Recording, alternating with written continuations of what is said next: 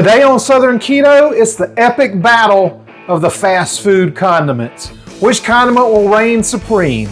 In this corner, it's the sweet, delicious secret sauce that goes with 2 patties, onions, pickles, lettuce, and cheese on a sesame seed bun, weighing in at 1 ounce, and hailing from San Bernardino, California and McDonald's, it's the Big Mac Sauce. And in this corner, it's the creamy, sweet, spicy, delicious, tangy sauce that a lot of people love to put on God's chicken, weighing in at 1 ounce, and hailing from Atlanta, Georgia, it's the Chick-fil-A sauce from Chick-fil-A. Today I'm going to show you how to make both sauces keto, and we're going to find out who will be the fast food condiment champion of the world right after this.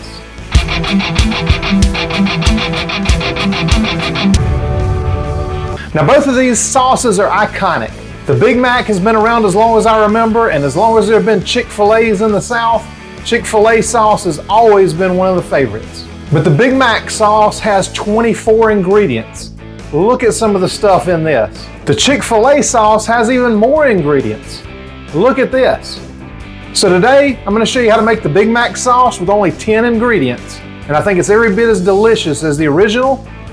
And I'm going to show you how to make the Chick-fil-A sauce with 5. Now let me know in the comments when you make one of these, and let me know which one should be the fast food condiment champion of the world. You can use the Big Mac sauce to kick your burgers up a notch, and use that Chick-fil-A sauce to kick up chicken or whatever you like. The Big Mac sauce is good on chicken as well, and the Chick-fil-A sauce is good on burgers as well. So they're interchangeable.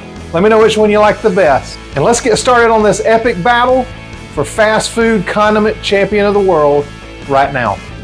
So the first thing you're going to have to do before you can make the Big Mac sauce is make the Big Mac onions. And since I worked at McDonald's in high school, I know exactly how they do it. And you're going to want these anyway if you're doing a Big Mac style burger or one of my fold over recipes or anything like that. So basically all you do is take a few tablespoons of the chopped onions. These are dehydrated onions. So with this particular brand, the Badia, they call it chopped onions, but dehydrated onions. And basically what you're going to do is rehydrate them in water. So you take your water, just pour it over the top until it's fully covered. And you don't have to do this many, but I was going to be feeding a lot of people, so I did a lot of onions. But this is going to just soak up all the water and rehydrate these onions just like the Big Mac. Now you're going to need some of the mayonnaise. I use the regular Duke's mayonnaise that I make because you don't want the bacon flavor. You're going to need some of your favorite ketchup, and I'll leave my recipe up top, but leave out the clove and the allspice for this recipe. You're going to need some sweet relish. I love this no sugar added sweet relish from Mount Olive. It's sweetened with Splenda. It's really, really good. No carbs, so you don't have to worry about that. It's sweetened with sucralose. The next thing you're going to need is those onions. And now they're fully hydrated, so they're ready to be used on the burger or in this sauce. You're going to need some yellow mustard, and you can use whatever brand you like. They're all pretty clean though, and so mustard is pretty much mustard. Nobody really adds sugar to that. The next thing you're going to need is some white vinegar, and as you can tell by this huge container, we use a lot of white vinegar around here. You're going to need some paprika, and make sure you get the regular kind and not the smoked for this recipe. You're going to need some onion powder. I get this one at Walmart. You're going to need some salt. I love the Redmond's real salt. And the last thing you're going to need is some of the garlic powder. So let's measure everything out and get this ready to put together. So I have everything measured out as far as spices go for this recipe. So I'm just going to take my mayonnaise and then go ahead and dump that ketchup right on in. Make sure you get every last little drop of it. Now we're going to go in with the onions, and what I like to do is just take a little bit of that liquid too. It's just some oniony goodness, and dump that right in as well. Now it's time for the pickles, and that gives it the little bit of sweetness that it has without all the sugar that McDonald's likes to dump into it. So nobody needs that. Man, that's looking really good already, but you know what it needs? It's going to need a little bit of liquid to thin it out. So we're going to go in with that white vinegar. That's part of what gives it that tangy flavor that complements that sweetness so well and goes great on so many different things. We're going to go in with our mustard, and if at first you don't succeed, shake it up and go in with it again. You'll get it in there. Now we're going to go in with the spice blend, so I'll just dump that right in, and it's almost time to mix it together. And I know you see the yellow and all the different colors in there, but it's going to end up being a nice, consistent looking sauce. You can see all the yellow come to the top right there, but the more you mix it, the more it gets that pinkish look that Big Mac sauce is famous for. See how good that looks? It is awesome. Now I love using my flat silicone whisk to do that. The thing's great for getting like peanut butter out of jars and all kind of things. Just make sure you check your jar good. See at the bottom right there where that's white? Make sure anytime you're making a sauce you check for things like that, because you want it to be consistent throughout the whole sauce so that the flavors can meld together while it sits in the fridge before you serve it. Let's get on in there a little bit so you can see exactly what it's supposed to look like. That's the color you want, and if you happen to spill a little bit, well, you got to taste it, right? I mean, who's going to serve a sauce without tasting it first? Not me. Now we're ready to lid it. If you don't like the way you did it the first time, do it again. And now throw it in the fridge.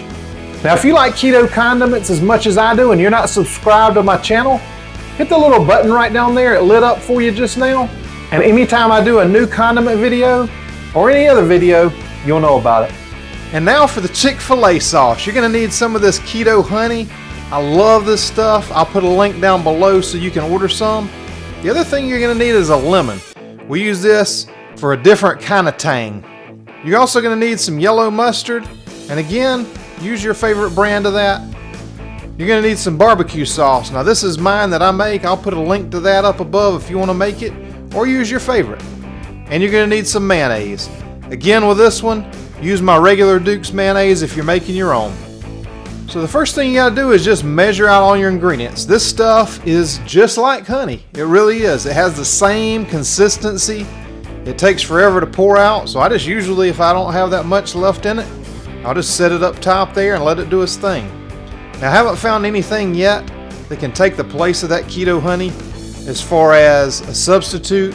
I've tried maple syrup in it, the keto maple syrup, but it was just a little bit too thin to get the right consistency for this sauce. So I'll go ahead and pour in the barbecue sauce at this point also, and I'll leave all the measurements down below so you can check it out.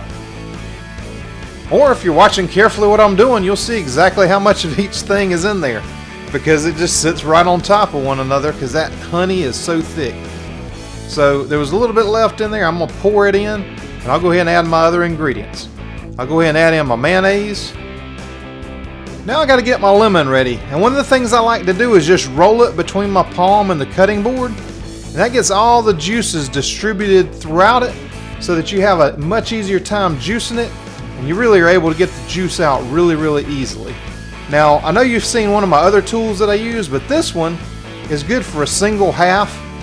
The other tool, if I'm making a lot of lemon juice at one time, I'll use, but this one you can just squeeze it right into whatever you're making at the time, and it really helps get all that juice out. It's really easy to use, and I'll leave a link for it down below.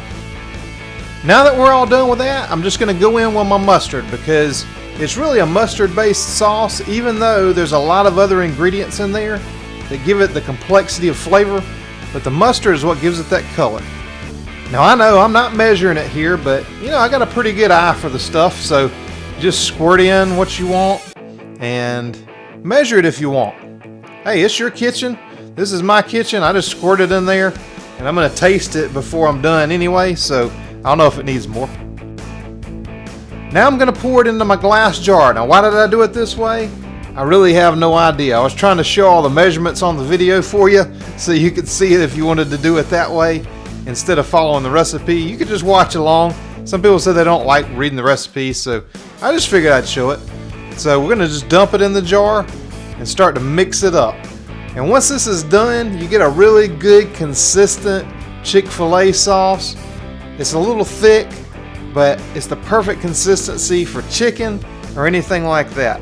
So once it's all done, this is the color you're going to look for. And if you love Chick-fil-A, you're going to love my copycat keto sauce. Now, if you're looking for something to put these condiments on, check this video out right over here. I think you're gonna love these, and let me know what you think. Thank you so much for watching. Thank you for sharing these videos with somebody you think it'll help, and I'll see you on the next video.